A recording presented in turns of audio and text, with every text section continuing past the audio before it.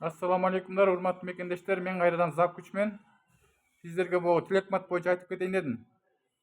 Бул тилекматты мен Кыргызстан президенти Садыр Кожоевич 21-жылдан бери президент болгондон бери Камчыбек Ташиев экөө катышып атканда көрө албастык кылып, көчөгүн YouTube'дан көрүп калдым, жаңылыктардан кечки малчы. Ошого мен ответ за ответ берип кетейин.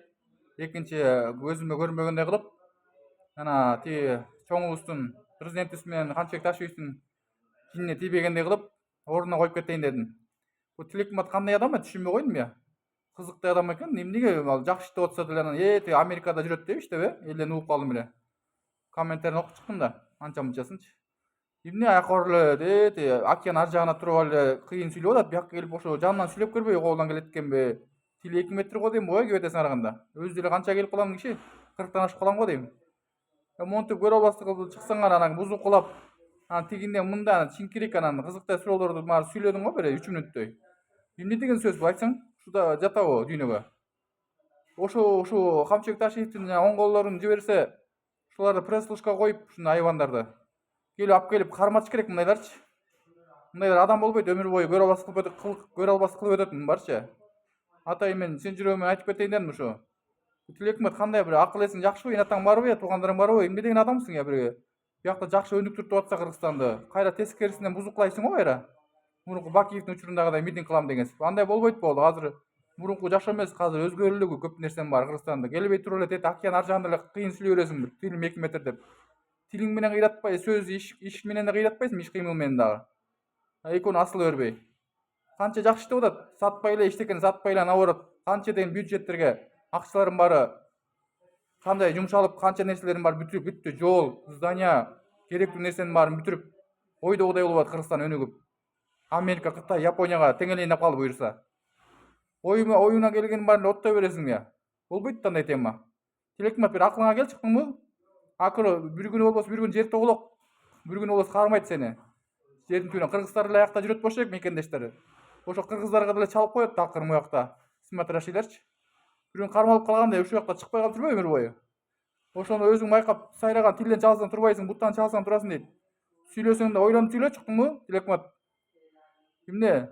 Баякы 21ден бери 3 жылдан бери какшап келатасың. Же мүйүз чыктыбы айтсаң? Кайра жакшы нерселерди сүйлөбөйсүңбү? Президентибиз жакшы иштеп атыптыр, Ташиев жакшы иштеп атыптыр, досу экөө деп. Анан бузуклап жердин баарын саткан, анан кыйраткан, анан сойлоткон. Анан аларды кетириш керек, анан башканы шайлаш керек деп эле. Эмне алар кыздардай болду ушул жакта тилиңди сайраткой эле жата бересиңби? Кыйын болсоң келип жанынан тизилип сүйлөп көрчү.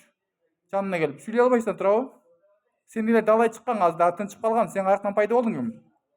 Сени туура менен башкасы чыгат туурабы? Мен да жөн турбай сүйлөп кетейин дедим артынанчы. Булардын күчөп атып, бул 3 жылдан бери эле ушу кармалбай койду ушу тилекмат дегенде эртерээк. Ушу Кыргызстан президенти Садыр Кожоевич, Камчыбек Ташиев УКМКнын жетекчиси. Ушуну эртерээк кармап, могу тилин тынчыткылачы. Тили вообще эле кыздардыкынан ашып барат, чектен ашып. Мындай адамдарды жок кылыш керек, көрө албастарды. Жакшы иштеп аткан адамды да бузуклап элдин баарына жаман көрсөтүп. Жакшы иштеп атат, элдин баары колдоп атат 100%. Сен эле бир лишний каяктан пайда болгонсуң. Сен кыргыз эмессиң го дейм, сен тетиги Америкага сатылып кеткенсиң го дейм, канча жылга контракт менен. Адам болсоң келбейсиң, жанынан келип сүйлөй аласың, сүйлөй албайсың туурабы? Урдуруп эле тим эле мен кыйынмын, мен глейген Кинг Конг живмин дегенсип тим эле дөөмүн дегенсип кыйын сүйлөйсүң го. Мен эчтеке колдорунан келбейт, кармай албайт, мен карматпайм. Мен невидимкам деген сыяктуучу. Андай тили менен любой эле адам сүйлөй берет, бузуклап. Сен жүрөгүң тазабы же ичиңе кара ит өлүп, ак ит чыгып кетти беле? Бул эмне деген шумдук я? Мындай көрө албастарды тышташ керек Кыргызстаныбыз буюрса жакшы өнүгүп атат. Каякта элдин баарын башты айлантырбай, жакшы иштеп атат. Тигинден мындай деп жамандайсың го тим эле. 3 жылдан бери канча сөз сүйлөдүң? Көптөн көрмөй калдың эле, кайра пайда болуп баштап турсуң. Эртерээк келип кечирим сурашың керек. Ата өмүр бою чыкпай калып жүрбөй түрмөдөн. Көрдүң канча деген журналисттер тура эмес сүйлөп, канча деген чоңдордун баарын кармап, кустуртуп, кандай Кыргызстан өнүккөнүн байкадың беле? Келип байкап кетчи, кандай өнүккөнүн. Абайлап жүрүп уктуңбу мындай тилекмат көзүм көрүнбөйбү, бияктан чыга көрбөй YouTube'дан. Эфирлерден көрбөйүн уктуңбу, түз эфирлерден. Инстаграмдардан, каяктан болбой YouTube'дан. Сен бир күн болсун бир күн кармаласың, асыл эле убакыт калды.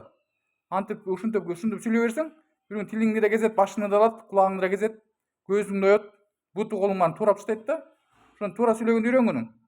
Акыры эмне алып келет билесиң да мындай тил деген. Туура сүйлөп жүр, мен дегенин туурасын сүйлөп, мен сага жеткизип кетейин дедим. Ошо Америкага океан ар жагын жатып атсаң, жашынып коюп. Кел, эч кандай болуп, тет жакта жүрө бербей. Күдөт.